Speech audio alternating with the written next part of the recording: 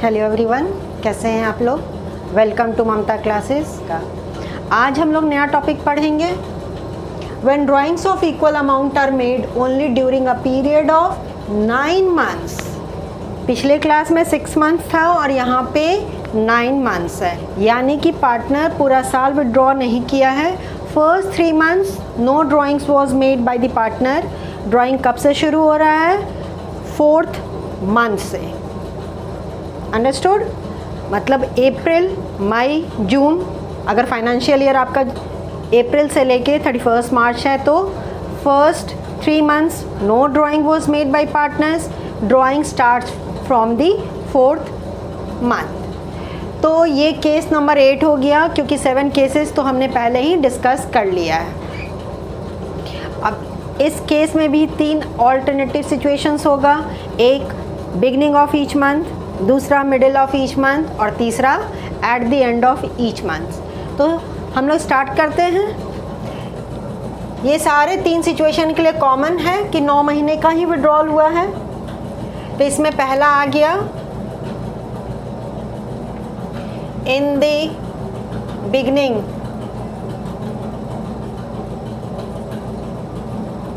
Of each month. हर महीने के शुरू में विड्रॉ किया गया है पार्टनर के द्वारा। अब interest is equal to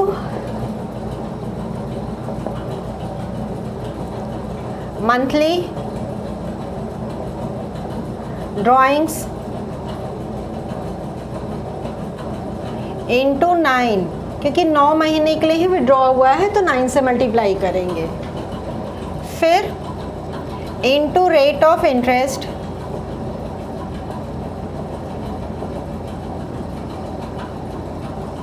bye 100 और एवरेज पीरियड क्या होगा बाबू? एवरेज पीरियड होगा यहाँ पे 5/12। अब 5/12 कैसे आया, यहाँ पे चेक करते हैं। Average period is equal to, क्या फॉर्मूला था? जिस दिन पहली बार विड्रॉ किया है वहाँ से स्टार्ट करके एंड तक कितना मंथ हुआ वो काउंट करेंगे। तो फर्स्ट 3 मंथ्स कोई विड्रॉल नहीं हुआ। पहला विड्रॉल हुआ होगा मेरा जुलाई 1 को। तो 1 जुलाई से अगर 31 मार्च तक जाते हैं तो कितना महीना होगा बाबू? It is equal to 9 months. तो पहला हो गया 9 और लास्ट विड्रॉल कब किया गया होगा पार्टनर के द्वारा? ऑन 1 मार्च। तो 1 मार्च से 31 मार्च तक 1 मंथ। तो 9 + 1 10 हो गया, divided by 2 is equal to 5 months. Understood? तो इंटरेस्ट हम यहाँ पे 5 मंथ्स के लिए ही कैलकुलेट कर रहे हैं। तो ये तो हो गया बिगनिंग ऑफ ईच मंथ। दूसरा सिचुएशन है in the middle of each month. हर महीने के मिड में विड्रॉ हो रहा है, यानी कि हमारा मीटर शुरू होगा 15 या 16 जुलाई से। उसके बाद अगला विड्रॉल हुआ होगा अगस्त में, सितंबर, अक्टूबर, लेकिन हर महीने के मिडिल में ही विड्रॉल हुआ होगा। लास्ट विड्रॉल कब हुआ होगा? 15 या 16 मार्च को। तो यहाँ पे इंटरेस्ट लिखते हैं is equal to monthly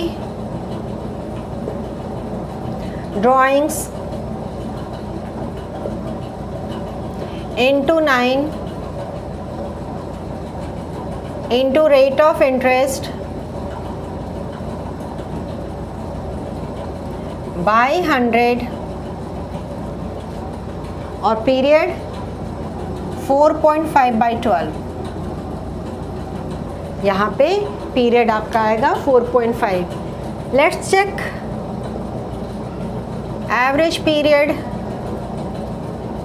is equal to, अगर फर्स्ट टाइम हम 15 या 16 जुलाई को विड्रॉ कर रहे हैं तो कितना महीना बच रहा है उस विड्रॉल के बाद 31 मार्च तक?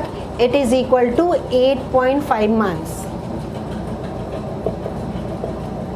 और लास्ट विड्रॉल कब किए होंगे बाबू मेरे? 15 या 16 मार्च को। तो रिमेनिंग जो पीरियड बच गया 0.5 divided by 2, 8.5 plus 0.5 is equal to 9 divided by 2 is equal to 4.5 months. ठीक है। And the last situation, in the end of each month, हर महीने के एंड में विड्रॉल हो रहा है। तो यहाँ बिगनिंग था फर्स्ट केस, दूसरा हो गया मिडिल एंड तीसरा हो गया एंड। तो interest is equal to monthly drawings into 9 into rate of interest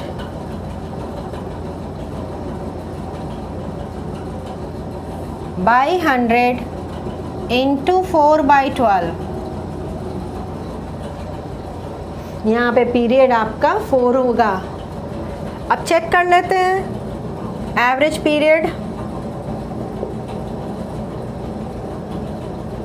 is equal to first withdrawal हम किए होंगे जुलाई के एंड में, यानी कि 31 जुलाई। 31 जुलाई से 31 मार्च तक हाउ मेनी मंथ्स? 8 मंथ्स। तो 8 और लास्ट विड्रॉल हुआ होगा ऑब्वियस है ऑन 31 मार्च, तो पीरियड हो गया 0 whole divided by 2 is equal to 4 months. तो लास्ट केस में हमारा 4 मंथ्स हो गया। तो तीनों सिचुएशन का हमने फॉर्मूला यहाँ पे लिख दिया है। ध्यान दीजिएगा अगर तो 0.5 का डिफरेंस यहाँ आ रहा है। फर्स्ट केस में था 5 मंथ्स, सेकेंड केस में मतलब जब मिड में विड्रॉ हो रहा था तो 4.5 मंथ्स, एंड लास्ट जब एंड में विड्रॉ हो रहा है तो it is equal to 4 months.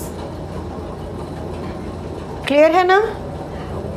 अब इस टॉपिक से रिलेटेड एक न्यूमेरिकल हम लोग सॉल्व कर लेते हैं। क्वेश्चन अभी आपके स्क्रीन पे डिस्प्ले होगा, उसका स्क्रीनशॉट काइंडली ले लीजिएगा।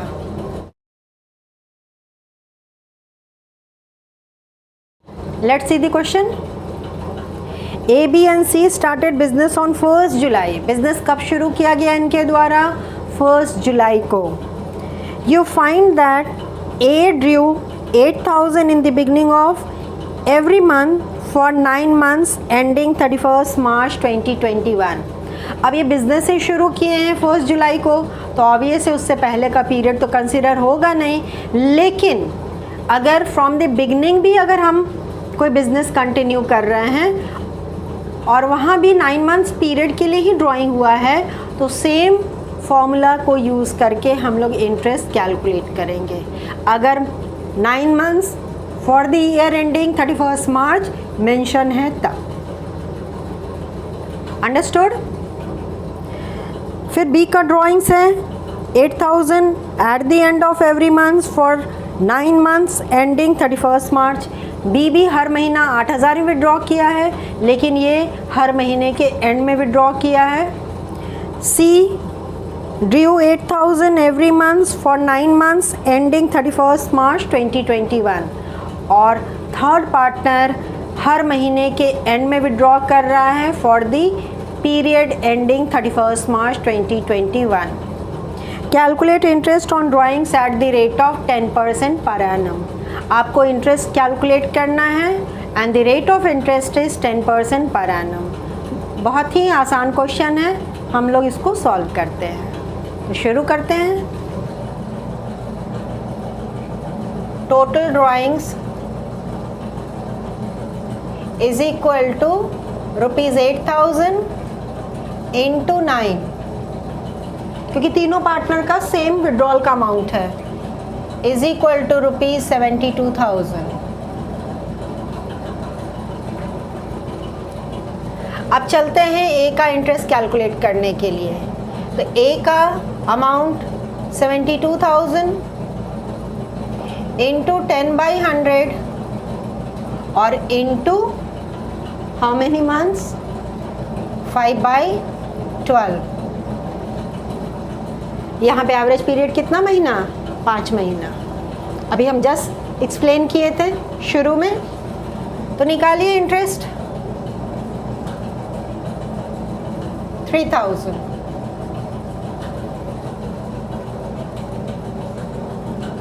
बी हर महीने के एंड में विड्रॉ कर रहा है, तो 72,000 into 10/100 into 4/12। Average period will be 4/12। Interest का अमाउंट 2,400। ठीक है। और सी हर महीने के मिडिल में विड्रॉ कर रहा था, तो 72,000 इंटू 10/100 इंटू 4.5/12। अब डेसिमल कैंसिल कर रहे हैं तो नीचे डिनोमिनेटर में ज़ीरो बढ़ा दिए, तो इंटरेस्ट निकलेगा कितना, 2,700। तो तीनों पार्टनर का इंटरेस्ट का अमाउंट कैलकुलेट हो चुका। क्लियर है ना आपको। अब एक लास्ट केस और बचा जिसको आज हम यहाँ पे एक्सप्लेन करके ओवर कर रहे हैं। Case number 9 and this is the last case. अब लास्ट केस में क्या बोल रहा है, when the rate of interest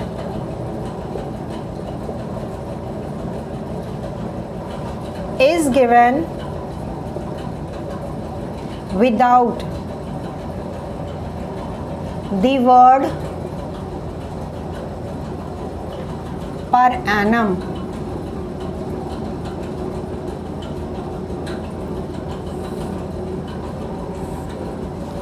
यहाँ पे जो परसेंटेज दिया हुआ रहेगा वहाँ पे पर एनम वर्ड यूज़ नहीं होगा। पर एनम का मतलब है वो interest for the whole year applicable है, और अगर पर एनम वर्ड यूज़ नहीं किया गया है तो इंटरेस्ट सिर्फ सिंपल वे में कैलकुलेट हो जाएगा, पीरियड कंसिडर नहीं होगा। तो इस केस में क्या होगा, no period is considered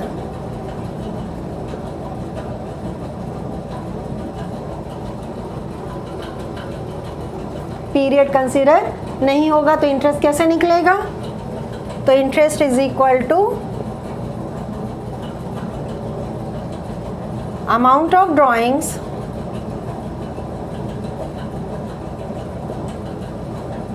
into rate of interest by 100। बस इतना ही, क्योंकि पीरियड तो हमको कंसिडर करना नहीं है। अगर पर एनम वर्ड नहीं दिया है तो प्लीज़ ध्यान में रखिएगा, एक स्टेप थोड़ा सा और कम ही हो गया।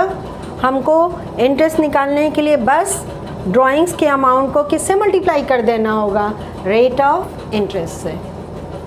ठीक है ना। It is easier to calculate interest as per this condition. इस टॉपिक से रिलेटेड भी हम लोग एक न्यूमेरिकल सॉल्व कर लेते हैं। क्वेश्चन अभी आपके स्क्रीन पे डिस्प्ले होगा, काइंडली उसका स्क्रीनशॉट ले लीजिए। And now let's move on the question. Question बोल रहा है calculate interest on A's drawings. यहाँ पार्टनर ए है। If he has withdrawn ₹60,000 on 1st October 2020, withdrawal का डेट दिया है 1st October 2020, and the rate of interest on drawings is 8% per annum। यहाँ पे 8% per annum word clearly mention है। दूसरा case इसी से रिलेटेड है। If he has withdrawn ₹60,000 on 1st October 2020 and the rate of interest on drawings is 8%। पहला case में 8% के बाद पर एनम वर्ड यूज़ हुआ है, दूसरा केस में 8% के बाद पर एनम वर्ड यूज़ नहीं हुआ है। तो सॉल्व करते हैं इसको।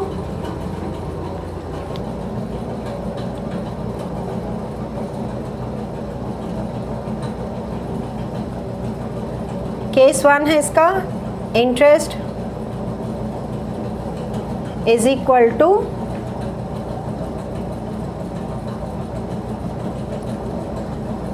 amount of drawings into rate of interest upon 100। और क्यों? क्योंकि यहाँ पे पर एनम वर्ड यूज़ किया गया है और ड्राइंग्स का डेट 1 अक्टूबर को दिया है, तो कितने महीने के लिए इंटरेस्ट कैलकुलेट होगा?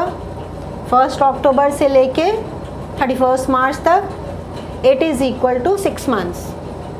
अगर पर एनम वर्ड यूज़ नहीं होता तो पीरियड नहीं कंसिडर करते, लेकिन क्योंकि पर एनम वर्ड यूज़ हुआ है तो यहाँ इंटरेस्ट 6 महीने के लिए ही कैलकुलेट होगा। Please keep this in mind. तो 6/12। तो चलिए निकालते हैं interest.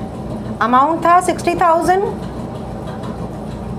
Rate of interest given is 8%, तो 8/100, और पीरियड 6/12, तो इंटू 6/12, क्योंकि पर एनम वर्ड के साथ मेंशन है परसेंटेज, कट करिए। It is equal to 2400। Understood? और दूसरा केस है जहां पर एनम वर्ड यूज नहीं हुआ है, तो interest is equal to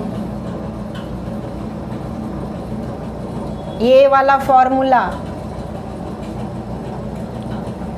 ₹60,000 into 8/100 direct without considering the period. तो कितना आ गया आपका इंटरेस्ट? 4,800। क्लियर है ना पूरा टॉपिक? 3 सिचुएशन इस केस से रिलेटेड था और केस 9 से रिलेटेड एक ही सिचुएशन था। अब इंटरेस्ट ऑन पार्टनर्स ड्राइंग्स का सारा टॉपिक हमने कवर कर लिया है। अगले क्लास में हम लोग मिलेंगे नए टॉपिक के साथ। तब तक अपना ख्याल रखिए, खुश रहिए, बाय।